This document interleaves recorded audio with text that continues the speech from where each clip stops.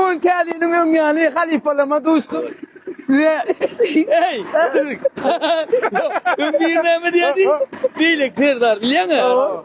Onu dedi ne sen kimin şahit halifan kim diye ne? Diyor halifan pottiş diye yürüttük yönünün diye. Yine sokarlar tapay. Ayaz Baba Kârhanası'nın soğutlu otuşlu suğlunun bir halifası. Ay bölümü. Şunu Ayaz Kârhana size hormatlap, sizin otunuza sarpa koyup yürü tuğratu soğutlu. Kavursun. Angarıyal kalk. Tədillerin mutlu olsun. Belediyeniz kânim olsun.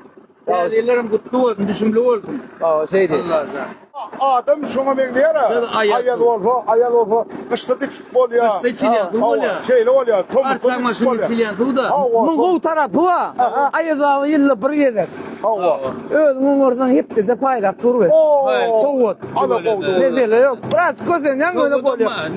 Utuşlu mu? Utuşu var, iPhone'lar var. iPhone abi. Karaya kalın. İşlerinizi sınıf kazanın.